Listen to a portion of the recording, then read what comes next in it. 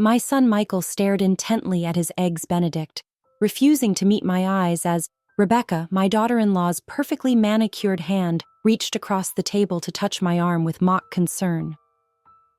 "Mother," Rebecca said, loudly enough for her friends to hear but softly enough to feign privacy. "Did you forget to shower this morning? There's a certain aroma." She wrinkled her nose delicately as she delivered the blow. The mimosa glass froze halfway to my lips as the laughter swept around the brunch table. It wasn't the natural kind that warms the soul. It was the practiced, performative kind that Rebecca had perfected over years of curating her social media presence. The Michelin-starred restaurant's ambient noise seemed to dim.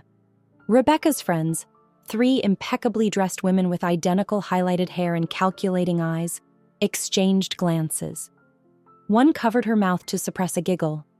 I had showered. Of course I had showered. The lavender soap I'd used for decades still clung to my skin. But this wasn't about hygiene. It was about power. I smiled thinly and set down my glass. "How observant of you, dear." My non-confrontational response clearly disappointed her. She'd wanted tears, indignation, something to capture in the perfectly framed Instagram story she was undoubtedly planning to post later. Michael cleared his throat, finally speaking. "Let's change the subject. How about those renovation plans?" Rebecca immediately brightened, launching into a detailed description of the marble countertops and custom cabinetry they planned to install in what had been my kitchen for 30 years before I agreed to move into their guest suite 6 months ago. The kitchen renovation that would be funded by the joint account my late husband had established, the account Rebecca didn't realize I still monitored. I excused myself quietly, slipping away to the restroom where I stood before the ornate mirror. The woman who stared back wasn't frail or confused. My silver hair was neatly styled, my navy blouse pressed and spotless, the pearl earrings James had given me on our 25th anniversary catching the light. I wasn't invisible. I wasn't irrelevant. I wasn't something to be tolerated and mocked. In my purse, my phone buzzed with a notification.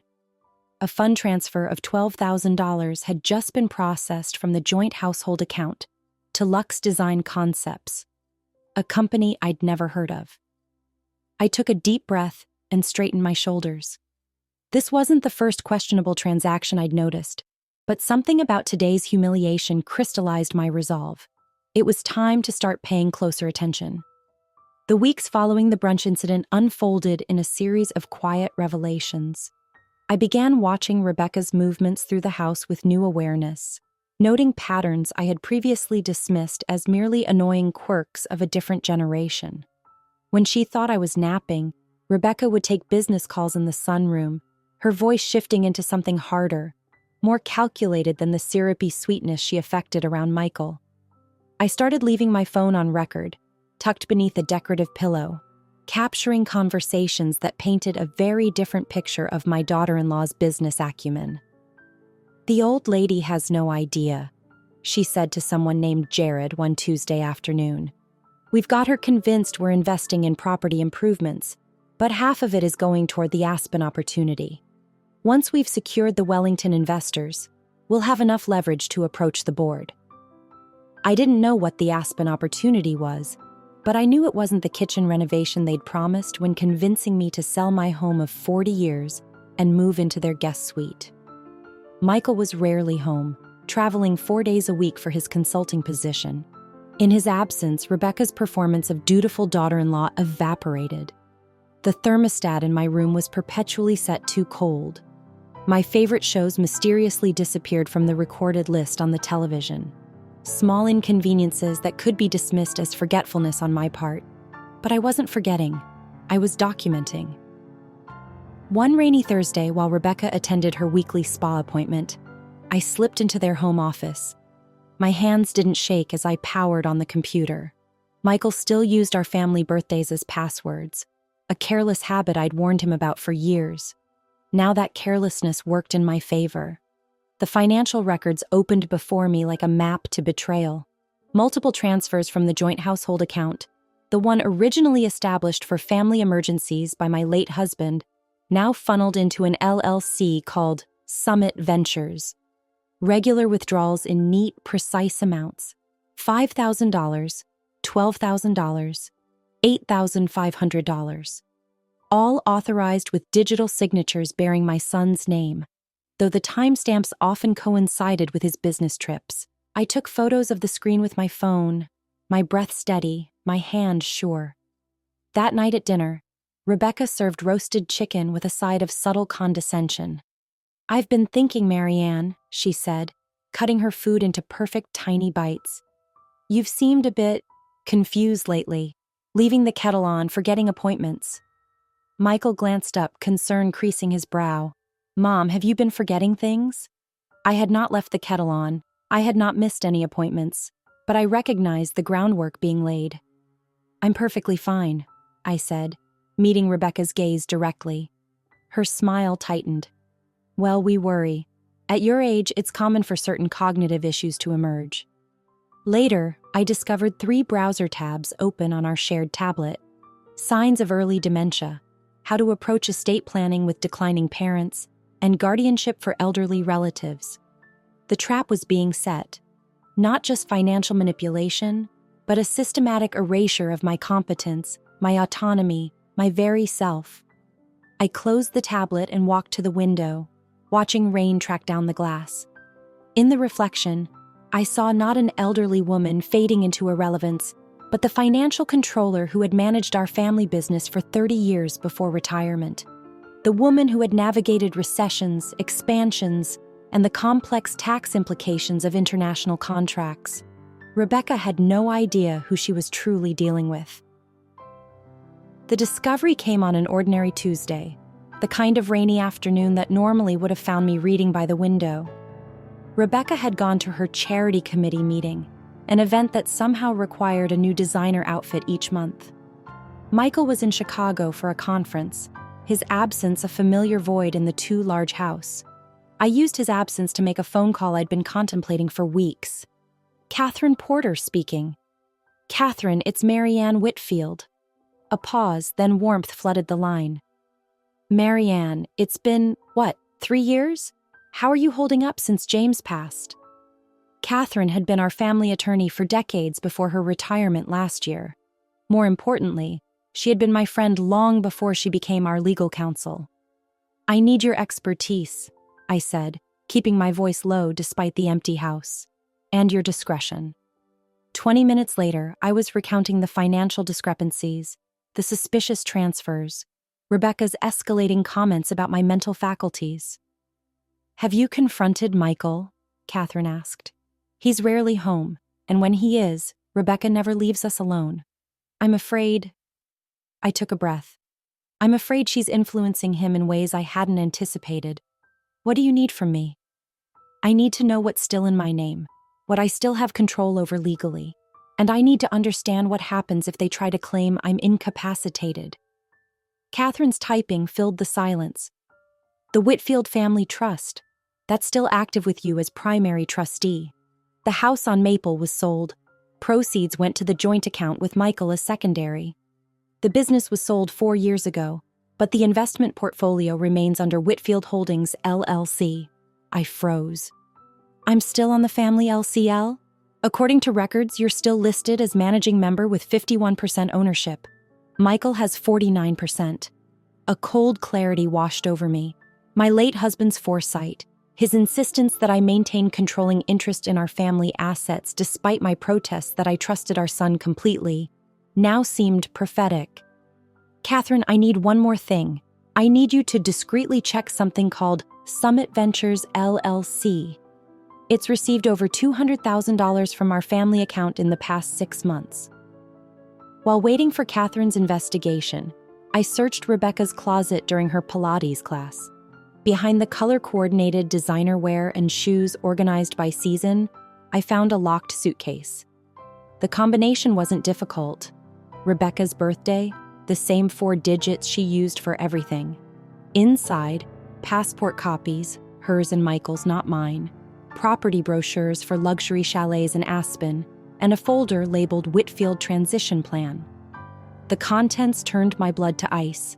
A detailed timeline for transferring my assets, medical assessment scheduling, notes on finding a suitable memory care facility, and drafts of legal documents awaiting my signature. Documents that would effectively remove me as trustee from every account and property still bearing the Whitfield name. Most damning was a printout of an email from Rebecca to someone named Jared Lennox. Once we secure M's signature on the capacity assessment forms, we can expedite the transition. The property in Aspen will require significant liquidity up front, but the Wellington Group is impressed with our portfolio projection. The mother-in-law situation will be resolved by year's end. The mother-in-law situation. That's all I was to her. A situation to be resolved. I replaced everything exactly as I found it, hands steady despite the rage building inside me. When Catherine called back that evening, her voice was tight with controlled anger. Summit Ventures LLC was formed 8 months ago. Principal members are Rebecca Whitfield and Jared Lennox. They've purchased commercial property in Aspen using funds that appear to have originated from your family accounts. What do you recommend? Document everything, change nothing yet, and Marianne, be very, very careful. Catherine and I met in the quiet corner of a cafe 15 miles from my son's house. I'd fabricated a doctor's appointment, one of the few excuses Rebecca wouldn't question. The strategic planning began over Earl Grey tea and untouched scones. You have 3 advantages, Catherine said, spreading documents between us. First, you're still legally named on most of the important accounts. Second, they've been careless, assuming you're technologically inept. And third, they don't realize you're aware of their plans. I nodded, the weight of betrayal momentarily overwhelming my resolve. Michael was never good with finances. That was always me and James. But for him to allow this... We don't know how much he understands about what Rebecca is doing, Catherine said gently. But right now, we need to focus on protecting you. We developed a methodical approach, nothing rushed or reactive that might alert Rebecca to my awareness. First, I would quietly establish my own separate accounts at a different bank, one where Rebecca had no contacts. Then I would transfer small, reasonable amounts from my personal retirement accounts, the ones Rebecca likely considered too modest to bother monitoring. The key is careful documentation, Catherine emphasized. Every unauthorized transfer they've made, every conversation about your supposed cognitive decline, every suspicious email. Build a case, but keep it secure and away from the house. I rented a safe deposit box that afternoon using cash withdrawn weeks earlier. Inside, I placed copies of the financial records, photos of Rebecca's hidden documents, and a small recording device containing her damning conversations. What about the LLC, the one I still control? I asked. Catherine's eyes glinted with something that wasn't quite a smile. That's our nuclear option. For now, we just verify that your access remains intact. Do nothing that would appear unusual. The following week, I cultivated a new routine. Each morning, I would appear slightly more forgetful, misplacing reading glasses, asking Rebecca to repeat information, shuffling more slowly around the house. It was performance art, giving her exactly what she expected to see while I grew more focused, more strategic each day. I began visiting the local library regularly, using their computers to check accounts without leaving digital footprints on home devices. I discovered 3 more substantial transfers to Summit Ventures, along with a network of smaller transactions disguised as household expenses. My son called more frequently now, his conversations peppered with subtle questions about my memory, my medications, my ability to manage daily tasks. I recognized Rebecca's coaching in his concerned tone, the specific examples he mentioned that I knew she had manufactured. Mom, Rebecca mentioned you left the front door wide open yesterday when you came back from your walk. That's not like you. I hadn't taken a walk yesterday. I had been at the library documenting financial fraud. I'm fine, Michael, I would reassure him. Just getting older. How's your project in Denver? I never confronted the lies directly. Each fabrication was another piece of evidence, another thread in the tapestry of deception I was meticulously documenting. At night, after Rebecca's performative check-in, just making sure you have everything you need, Mother. I would sit in the dark of my room, laptop glowing softly as I created encrypted folders of evidence. Years of managing our family business had taught me more about digital security than Rebecca could imagine. Catherine arranged for me to meet with a forensic accountant who specialized in elder financial abuse cases. His assessment was unequivocal. "This is systematic and deliberate," he confirmed, reviewing the transaction histories. "They're building a financial bridge to leave you stranded on the wrong side." "Then I'll need to build my own bridge," I replied. "One they don't see coming until they're the ones with nowhere to stand." My first countermove was subtle, a digital tripwire that would alert me to any attempts to access my personal accounts. Catherine had connected me with a cybersecurity specialist, a former client's son who asked no questions when setting up the notifications. "Your daughter-in-law won't detect these," he assured me, "but you'll know immediately if anyone tries to log in using your credentials." The alert came 3 days later. At 2:17 a.m., while I supposedly slept, someone attempted to access my email account, the one connected to my remaining personal finances. The IP address traced back to my son's home network. I changed nothing, allowing the intrusion to succeed. Let them think they were the only ones watching.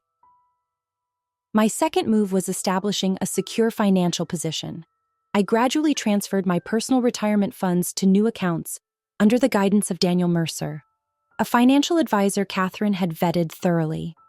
These weren't the substantial family assets Rebecca coveted, but they were enough to ensure my independence.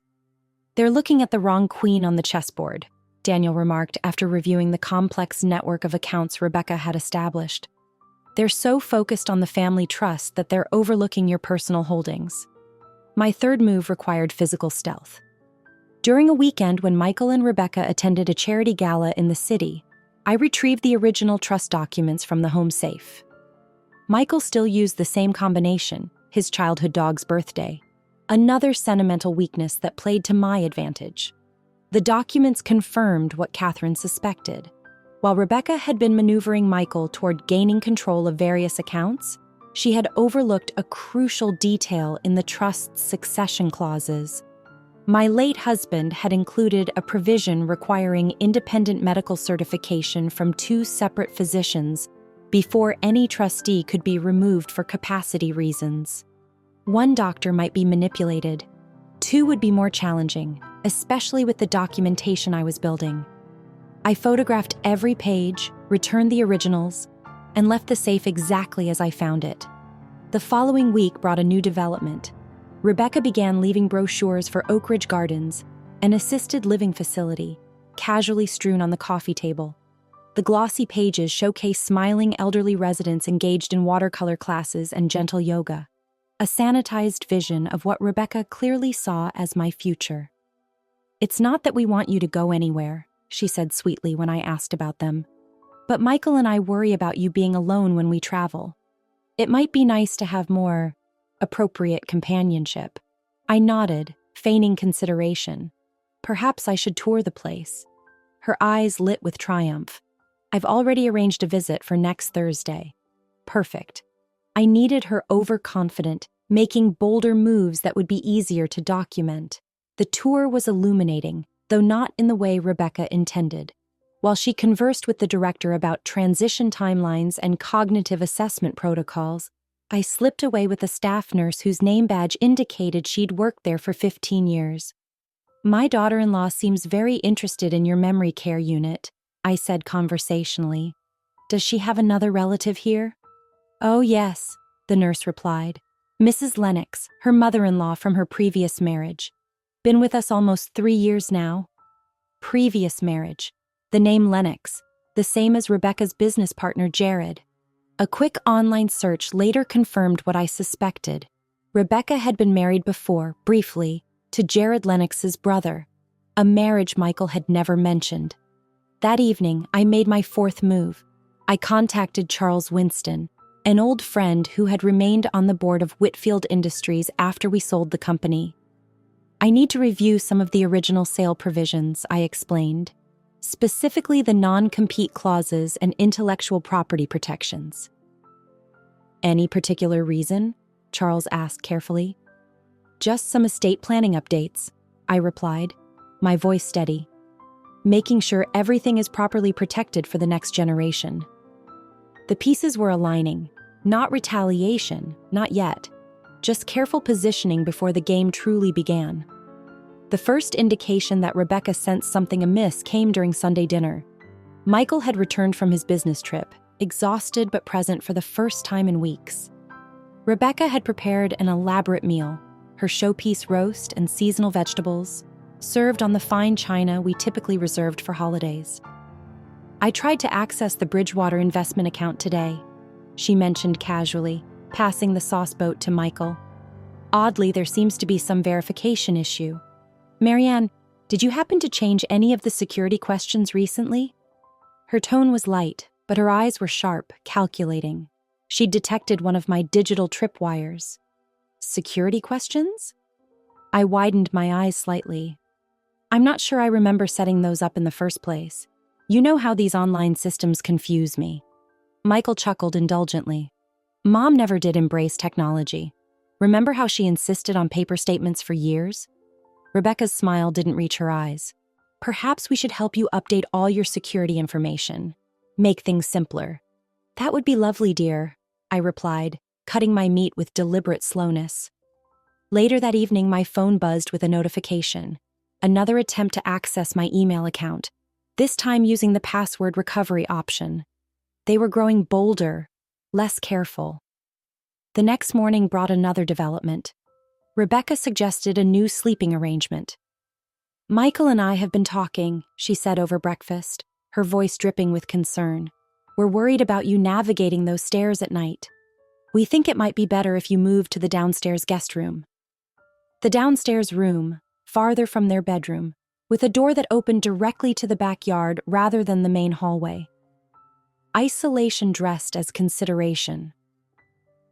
"I've managed those stairs for 6 months without incident," I pointed out mildly. "But we'd feel better," Rebecca insisted. "After Mrs. Harrison next door fell last year, well, we just want to be proactive." Michael nodded earnestly. "It makes sense, Mom. We're only thinking of your safety."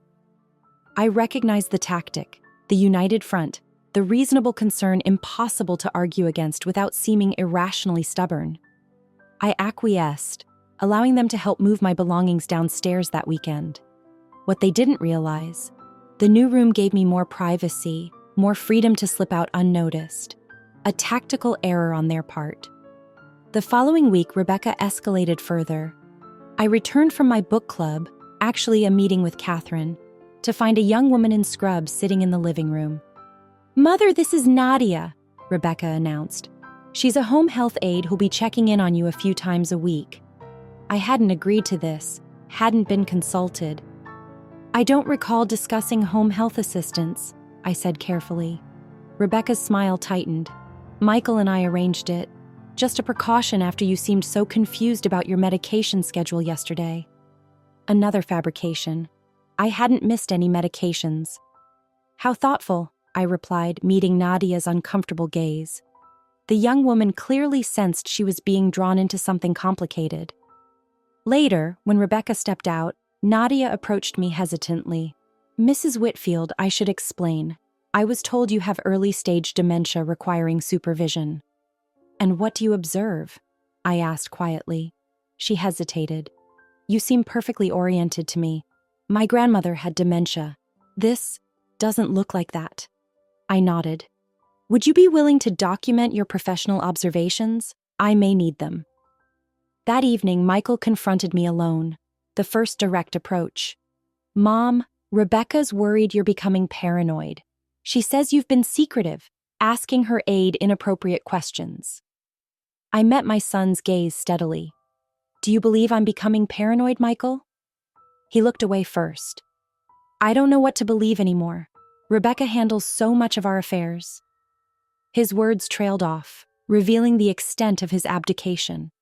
He had surrendered not just financial control to Rebecca, but his own judgment. "I only want what's best for you," he said finally. "I know," I replied softly. "That's what I want for you too." I watched recognition flicker briefly in his eyes, the sun I raised somewhere beneath the man Rebecca had molded. But it wasn't enough to break through, not yet. Their moves were growing bolder, but so was my resolve.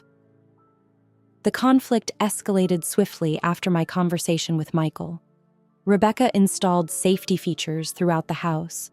Grab bars in the bathroom I didn't request, child-proof locks on certain cabinets, and most telling, a sophisticated home security system that notified her phone whenever exterior doors opened. My movements were being tracked, my independence constricted under the guise of protection. The system alerts us if you happen to wander outside at night, Rebecca explained with practiced patience. Some memory patients develop sundowning behaviors. I wasn't wandering, I wasn't confused. But the narrative she was building required me to be both. The most concerning development arrived in the form of an appointment card left conspicuously on the kitchen counter. Dr. Leonard Malcolm, geriatric neurology. The date was already set for the following week. I don't recall requesting this specialist, I mentioned when Michael returned from work. Rebecca answered before he could. We've noticed some concerning changes, Marianne. Dr. Malcolm comes highly recommended for cognitive assessments. Cognitive assessments? I kept my voice level despite the alarm bells ringing in my mind. This was the beginning of their documented case. The medical evaluation needed to challenge my competency.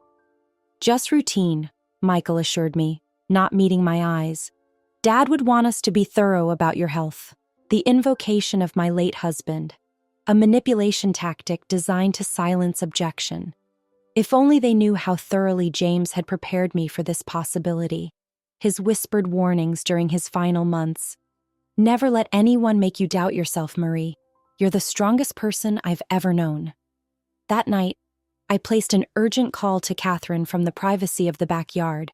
They're accelerating the timeline, I explained softly. Neurological assessment next week. This changes our strategy, Catherine replied.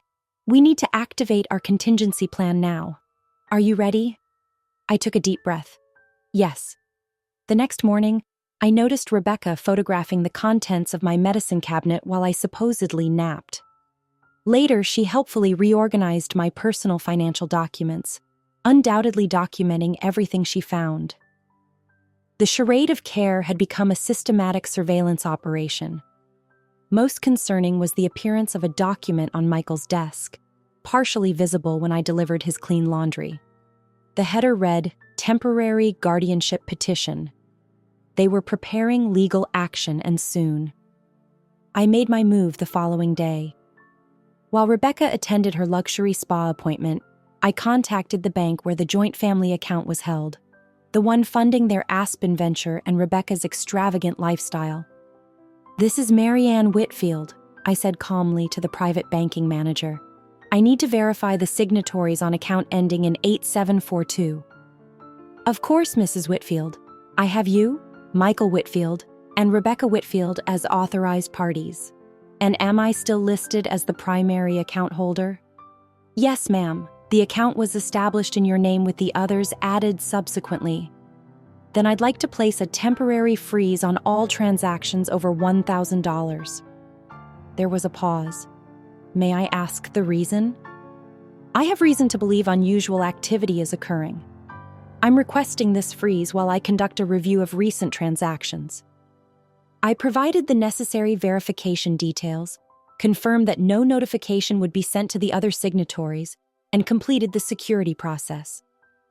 Within 20 minutes, a crucial safety measure was in place. Next, I called Charles Winston again. I need to convene an emergency meeting of the Whitfield Holdings LLC board, I stated firmly. On what grounds? Charles asked. Potential breach of non-compete agreements and unauthorized use of proprietary business models. I'll present evidence at the meeting. That evening, Rebecca seemed unusually agitated, checking her phone repeatedly. Is everything all right, dear? I inquired innocently. Fine, she snapped, then quickly composed herself. Just some issue with a vendor payment not going through. I nodded sympathetically. Technology, so frustrating when it doesn't work as expected. She gave me a sharp look, suspicion flickering briefly before her mask of concern returned. You should rest, Marianne. Your assessment with Dr. Malcolm is important. We need you at your best." I smiled placidly. Of course. I want everything to be perfectly clear for the doctor. Clearer than Rebecca could possibly imagine. The moment of full clarity arrived unexpectedly on a rainy Tuesday afternoon. I was sitting in Dr. Malcolm's waiting room, Rebecca beside me with a folder I suspected contained her carefully curated evidence of my supposed cognitive decline. My phone buzzed with a message from Catherine. "Emergency board meeting approved for Friday. Present yourself at Winston & Associates 10 a.m. As I slipped my phone back into my purse, a distinguished silver-haired man approached. "Mrs. Whitfield, I'm Dr. Malcolm. Please come in." He glanced at Rebecca. "I'll speak with Mrs. Whitfield alone first, then we can discuss family observations." Rebecca's smile faltered. "But I have documentation of concerning behaviors." "Standard protocol," Dr. Malcolm interrupted politely. "Independent assessment first." In his office, Dr. Malcolm's demeanor shifted from clinical to conversational once the door closed. "Mrs. Whitfield, before we begin, I should inform you that I've received some unusual preliminary documentation from your daughter-in-law. It's rather extensive for a first consultation." I met his gaze steadily. "I imagine it would be—" He studied me for a moment. "You don't seem surprised." "Dr. Malcolm, may I speak candidly, with the understanding that my words remain between us under doctor-patient confidentiality?" He nodded, leaning back in his chair. "I believe my daughter-in-law is attempting to establish a false narrative of cognitive decline to gain control of family assets. I've been gathering evidence of financial irregularities and am pursuing legal remedies. This appointment is part of her strategy, not mine." To his credit, Doctor, Malcolm didn't appear shocked. "Unfortunately, this situation isn't as uncommon as we'd like to think. I've seen similar cases." He conducted a thorough cognitive assessment, which I completed with perfect scores. Afterward, he made careful notes. "Mrs. Whitfield, based on my evaluation, you show no signs of cognitive impairment whatsoever. Your mental acuity is impressive for any age. Will you document that officially? I'll provide a formal clinical assessment, and I'll note that I find no medical basis for the concerns presented in the preliminary documentation." When Rebecca was invited in, Dr. Malcolm's findings visibly rattled her. "But she's been so confused," Rebecca insisted. "Perhaps today is just a good day." Dr. Malcolm's response was measured but firm. "Cognitive decline doesn't typically present with such variability. Mrs. Whitfield demonstrates excellent executive function, memory, and reasoning skills." In the car afterward, Rebecca's facade cracked completely. "That was a waste of time," she muttered. "He clearly didn't review the documentation properly." I gazed out the window, allowing her words to hang in the air between us. The rain had stopped, leaving the world washed clean and sharp with clarity. When we arrived home, Rebecca immediately made a phone call, her voice low and urgent as she retreated to the study. I moved silently to the kitchen, positioned near the air vent that carried sound from the office above. "He wouldn't diagnose her," Rebecca hissed. "We need to try another approach." "Yes, I know the timeline is tight. The Aspen property closes in 3 weeks. Jared, we need that liquidity from the trust accounts." I had heard enough.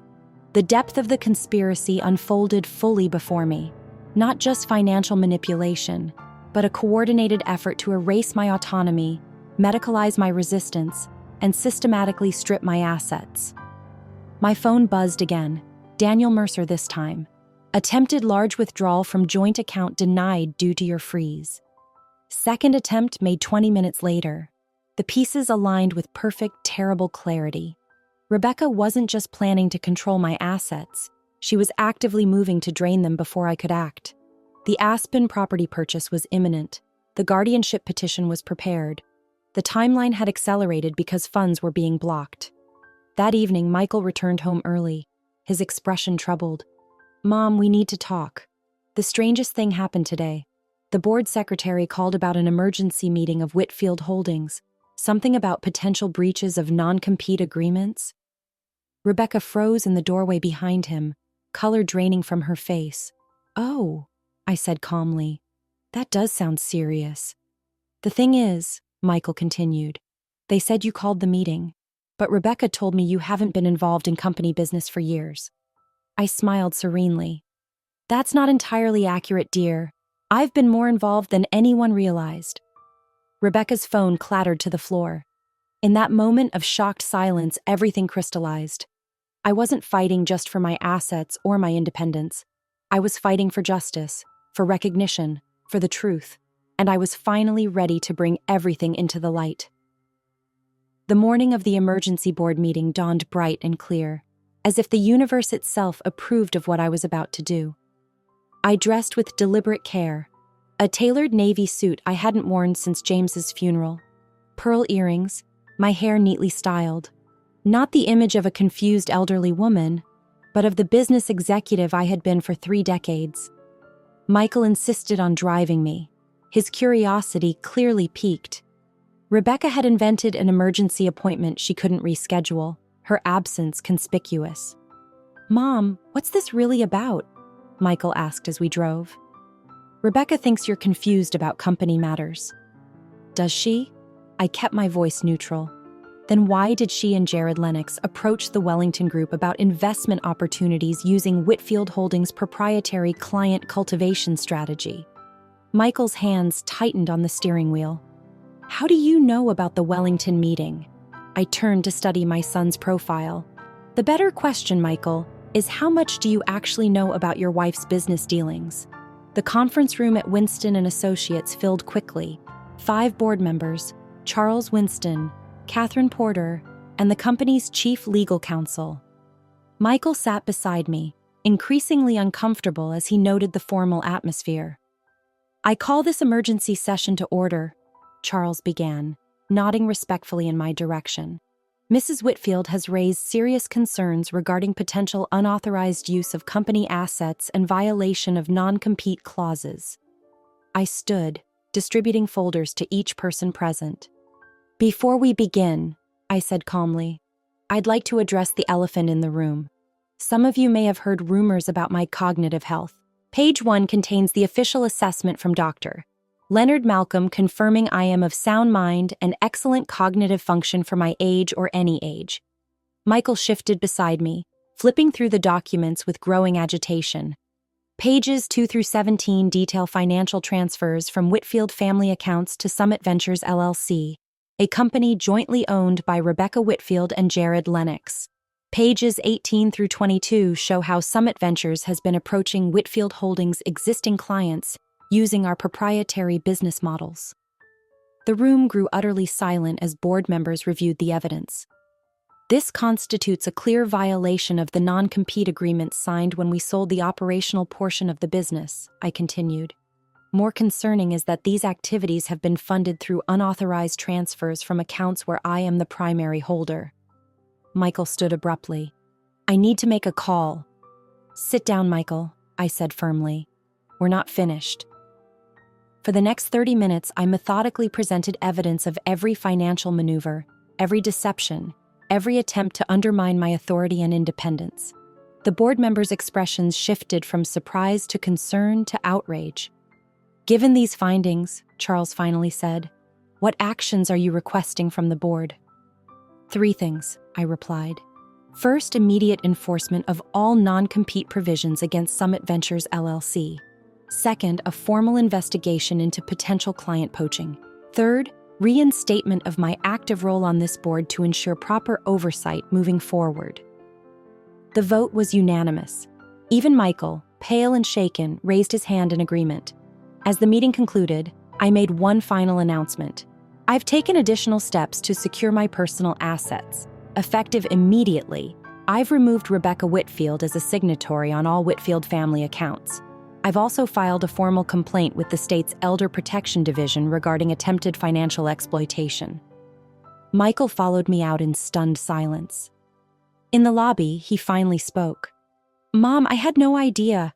I knew about Summit Ventures, but Rebecca said it was completely separate from our family business." "Did you ask questions, Michael? Did you review the documentation? Or did you simply trust that your wife wouldn't deceive you?" His silence was answer enough. As we approached the car, my phone buzzed with a text from Daniel Mercer. Platinum card declined at Bergman's Jewelers. Second attempt also declined. Customer making scene according to store manager. Rebecca, attempting to make a luxury purchase while I dismantled her financial schemes. Perfect timing. I need to make a stop before we head home, I told Michael. Bergman's Jewelers downtown. Michael drove mechanically, still processing the morning's revelations. When we pulled up outside the high-end jewelry store, Rebecca was visible through the window, gesticulating angrily at the manager. "Stay here," I instructed Michael. "This won't take long." I walked into the store with measured steps, my heels clicking decisively on the marble floor. Rebecca's back was to me, her voice rising in entitled frustration. "This is ridiculous. The card worked perfectly last week. Run it again." "I'm afraid that won't be necessary," I said calmly. Rebecca whirled, her expression shifting from shock to calculation to fury in the span of seconds. "Marianne? What are you doing here? Where's Michael?" "He's waiting in the car. I believe we have some matters to discuss." The store manager, recognizing the tension, discreetly stepped away. Rebecca leaned closer, her voice a harsh whisper. "What did you do?" "You asked if I'd showered," I whispered to myself, fingers hovering over the bank app. "I decided to clean up your finances instead." I met her gaze steadily. "I cleaned house, Rebecca, something that's been needed for quite some time." Through the window, I could see Michael watching, the final pieces of his wife's deception falling into place before his eyes. The drive home from Bergman's Jewelers passed in tense silence. Rebecca sat rigid in the back seat, her normally perfect composure fractured by the public humiliation of her declined cards and the devastating board meeting revelations. Michael drove mechanically, knuckles white on the steering wheel, occasionally glancing at his wife in the rearview mirror as if seeing her for the first time. When we arrived home, the facade of family harmony shattered completely. "How dare you!" Rebecca hissed the moment the front door closed behind us. "You had no right to interfere in business matters you don't understand." "On the contrary," I replied calmly, setting my purse on the entry table. As managing member of Whitfield Holdings and primary account holder on the family trust, I had every right. "Michael, are you going to let her speak to me this way?" Rebecca demanded, turning to my son. Michael's expression had hardened into something I hadn't seen since he was a young executive navigating his first corporate crisis. "I think we should all sit down," he said quietly. "There are clearly things we need to discuss." In the living room, I withdrew a final folder from my bag and placed it on the coffee table between us. "What's this?" Rebecca snapped, not touching it. "The complete documentation of everything I've discovered over the past 2 months. Unauthorized transfers, forgeries of Michael's signature on financial documents, your previous marriage to Jared Lennox's brother, which you never disclosed to this family, the consulting fees paid to Summit Ventures from our family accounts, and most disturbingly, your plan to have me declared incompetent and placed in Oak Ridge Gardens." Michael picked up the folder, his face darkening as he paged through the evidence. "Rebecca, tell me this isn't true." His voice was dangerously quiet. She attempted to salvage the situation with indignation. "Of course it isn't. Your mother is clearly confused, Michael. This is exactly what we've been worried about." "Stop!" Michael held up a document. "This is a transfer authorization with my signature, but I never signed this. And this date, I was in Seattle that entire week." Rebecca's strategy shifted instantly. "I was trying to protect our future. Your mother was making irrational financial decisions. The Aspen property is a once-in-a-lifetime investment opportunity." "Using funds from my mother's accounts," Michael interrupted, "without her knowledge or consent. She doesn't need that much money at her age. We're the ones building a life, a family."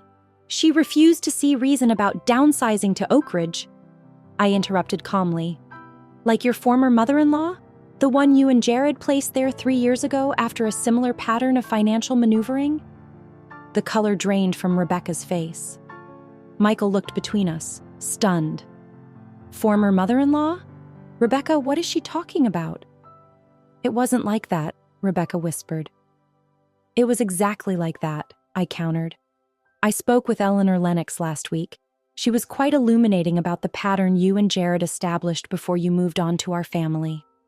Michael stood suddenly. I need to make some calls. Don't leave, either of you. When he disappeared into his office, Rebecca's mask dropped completely. Gone was the solicitous daughter-in-law, replaced by cold fury. You think you've won? Michael won't leave me. He's too invested in the image we've built together. Perhaps, I acknowledged. That will be his choice to make. But he'll make it with full knowledge of who you really are. No one will believe an old woman over me, she hissed. I'm young, successful, connected. I can rebuild. You? You're just counting down your remaining days. I smiled slightly. That may be. But I'll count them as a free woman, in control of my own destiny. And I'll count them knowing I protected what my husband and I built. The truth continued to unravel over the following hours. Michael discovered dozens of forged documents, hidden accounts, and most damning emails between Rebecca and Jared discussing their elder care strategy for managing difficult assets, their euphemism for isolating and controlling elderly relatives with significant wealth. By evening, the full extent of Rebecca's deception lay exposed, not just to our family, but to the broader business community. Charles Winston had notified key clients about potential improper solicitation. Daniel Mercer had locked down all financial accounts pending full audit. Catherine Porter had filed protective orders ensuring I couldn't be removed from my home against my will. When Michael finally emerged from his office, his expression was resolved but devastated. Rebecca has agreed to move to a hotel tonight, he said quietly. I've contacted a lawyer about next steps. I reached for my son's hand. I'm sorry it came to this. I'm the one who should apologize, he replied, his voice breaking slightly. I didn't see what was happening. I wasn't paying attention. She was very skilled at what she did, I said gently. This wasn't your first mistake, Michael, but how you handle it now will reveal your true character. As Rebecca packed upstairs, her movements angry and erratic, Michael turned to me with newfound clarity in his eyes. All those comments about your memory, your hygiene, your capabilities, I should have questioned them. I should have defended you. Yes, I agreed simply. You should have. The truth, once exposed, could not be contained again. And in its harsh light, our family would either find a new foundation or crumble completely. The consequences of Rebecca's exposed schemes unfolded with the precision of dominoes falling in sequence. Each revelation triggered another, until the carefully constructed facade of her life collapsed completely. 3 days after she moved to the Westfield Hotel, Rebecca attempted to access the Summit Ventures business account, only to discover it frozen pending investigation. Jared Lennox, ever the opportunist, had already distanced himself, issuing a statement claiming he had been misled about the source of investment funds. Michael received a call from American Express's fraud department. Rebecca had attempted to open new credit lines using his Social Security number and forged signatures. The applications were denied, flagged by the alerts Catherine had helped me put in place weeks earlier. It's like discovering I've been living with a stranger, Michael confessed as we sat in the garden, spring flowers blooming around us in ironic contrast to the withering of his marriage. Every day brings a new revelation. Rebecca's carefully curated social media presence, the foundation of her influencer aspirations, began to unravel when a financial blogger picked up the story of Summit Ventures' questionable activities. Without naming names, the article detailed a pattern of elder financial exploitation, disguised as family wealth management. Industry insiders quickly connected the dots. Comments appeared beneath Rebecca's glossy Instagram posts, questioning the authenticity of her luxury lifestyle. Is that handbag purchased with your mother-in-law's money? Did your husband know you were married before? Funny how your business success stories never mentioned elder exploitation. Rebecca attempted damage control, posting tearful denials and claims of being misunderstood by jealous critics. but her following dwindled as the truth spread through financial and social circles. Meanwhile, I reclaimed my independence methodically. I met with the Whitfield Holdings Board, resuming my position as senior advisor with a focus on ethical governance. I declined Michael's guilty offers to move back upstairs, instead beginning to search for my own apartment, something modest but elegant in the downtown arts district. "You don't have to leave," Michael insisted. "This is your home too." "This was never my home," I replied gently. "This was always Rebecca's showcase, and I was merely an inconvenient prop. It's time I created my own space again."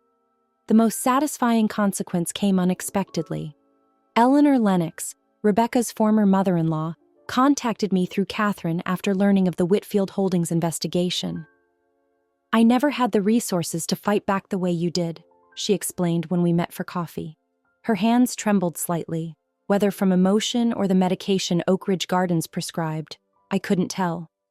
"They convinced everyone I was losing my mind, then isolated me from anyone who might have noticed the truth." "Would you be willing to make an official statement?" I asked. "It might help others recognize the pattern." Eleanor's eyes, clouded by resignation for so long, sharpened with purpose. "I would like that very much." Her testimony, combined with the financial documentation Catherine's team had assembled, provided the foundation for a formal investigation by the state's Elder Protection Division. Rebecca now faced potential civil penalties and criminal charges for financial exploitation. The Aspen property deal collapsed amid the scrutiny, with the Wellington Group publicly distancing themselves from any business associated with potentially exploitative practices. Rebecca's careful networking, her strategic social climbing, all unraveled in the face of public disgrace. Michael served divorce papers exactly 2 weeks after the board meeting. Rebecca's counterfiling claimed she was the victim of a family conspiracy and demanded half of all Whitfield assets. The request was summarily dismissed when our attorney presented evidence of her systematic attempts to divert those very assets before the marriage ended. 1 month to the day after Rebecca had asked if I'd showered before brunch, I sat across from a real estate agent, signing a lease on a light-filled apartment overlooking the city park. "It's unusual to find someone your age wanting to live alone downtown," the agent commented thoughtlessly. "I find it unusual that you'd consider independence unusual at any age," I replied pleasantly, signing the final document with a flourish. That evening, Michael helped move the first of my belongings, not the items Rebecca had relegated to the guest suite, but my true treasures from storage. My old desk where I'd managed company financials for decades, James's favorite reading chair, the art we'd collected during our travels. "I still don't understand how I didn't see what was happening," Michael said, arranging books on newly installed shelves. "We see what we expect to see," I replied. "Rebecca gave you a vision of life that seemed perfect on the surface. Questioning would have required dismantling that vision. I should have chosen loyalty to you over comfort with her." I touched my son's shoulder gently. "The past is instructive, not definitive. What matters is what you choose now." As if to underscore my point, his phone rang. The district attorney handling Rebecca's case, requesting his testimony about the forged financial documents. Michael answered with newfound resolve in his voice. "Yes, I'll be there. It's time to set things right." Outside my new windows, the city lights began to illuminate the deepening dusk. Not an ending, I realized, but a reclamation. A consequence not just for Rebecca, but for all of us.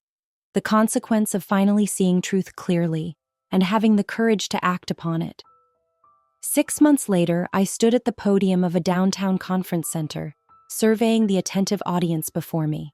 The silver in my hair caught the stage lights, no longer something I felt compelled to apologize for or conceal. "Financial dignity shouldn't end with age," I began.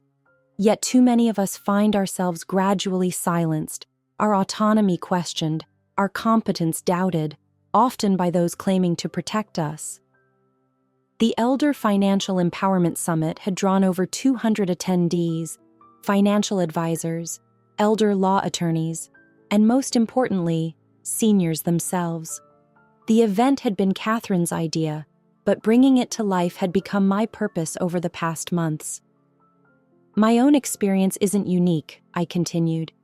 It follows a pattern that many of you will recognize. Isolation disguised as care, concerned control of finances, disguised as assistance, and eventually, the systematic dismantling of decades of financial judgment and independence. In the front row, Eleanor Lennox nodded encouragingly, seated beside 3 other women who had come forward with similar stories after our case made headlines in financial circles. Behind them sat Michael, his expression reflective but supportive. The transformation of the past months had been both public and deeply personal. The state's investigation into Rebecca and Jared Lennox had expanded to include 3 additional families where similar patterns of exploitation had occurred. The resulting media coverage sparked a broader conversation about silver-collar crime, the largely invisible financial abuse targeting older adults with assets. My own journey had taken an unexpected turn when Charles Winston suggested I create a financial literacy program specifically addressing vulnerability points for seniors. What began as a series of workshops at the local community center had evolved into a comprehensive curriculum now being adopted by senior centers across the state. The Whitfield Protocol, they called it, a safety system of financial checks and balances designed to protect assets while preserving autonomy. Not foolproof, but a significant deterrent to the Rebecca Whitfields of the world. The goal isn't suspicion, I explained to the audience. It's empowerment through transparency and shared knowledge. Financial relationships should be built on trust, not secrecy, at any age. After my presentation, attendees gathered around information tables staffed by volunteer financial advisors and attorneys. I moved among them, no longer the invisible mother-in-law, but recognized as an authority, not despite my age, but because of the wisdom it represented. Mrs. Whitfield? A hesitant voice interrupted my conversation. I turned to find a woman in her 70s, clutching a program with trembling hands. Your story, it's happening to me. My son's wife, the accounts. I don't know where to start. I led her gently to a quiet corner. Start by remembering who you are, I told her. Everything else follows from that. Later that evening, Michael joined me for dinner at my apartment. The space had transformed over the months, becoming truly mine in a way the guest suite in his house never could have been. Books lined custom shelves, art brightened the walls, and fresh flowers, which I bought for myself each week, scented the air. The summit was impressive, Michael said, helping me serve the meal I'd prepared. You've created something important. It's a start, I replied. There's more to do. Michael's own transformation had been quieter but equally profound. The divorce had finalized 3 months earlier, with Rebecca receiving far less than she'd demanded. The last I'd heard, she'd relocated to Arizona, attempting to rebuild her influencer brand with a fresh start narrative that carefully omitted the circumstances of her departure. I've been thinking about something you said, Michael ventured, refilling our wine glasses, about seeing what we expect to see. I expected you to diminish with age, to need management rather than partnership. I never questioned that assumption until Rebecca weaponized it. Many don't question it until it's too late, I acknowledged. The board wants to formalize your advisory role, he continued, with compensation this time, not just a ceremonial title. Charles says your perspective has been invaluable. I smiled. I'll consider it.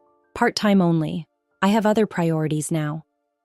Those priorities had expanded beyond financial literacy programs.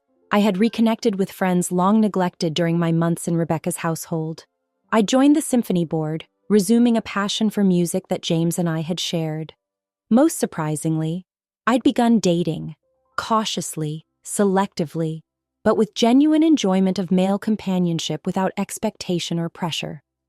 Martin, a widowed professor of economics I'd met through the financial literacy program, had become a regular companion for concerts and gallery openings.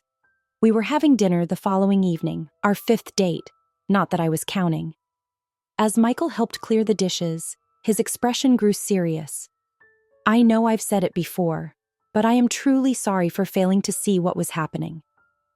We've moved beyond apologies, I reminded him. What matters is growth. After he left, I stood at my living room window. watching the city lights shimmer against the darkening sky.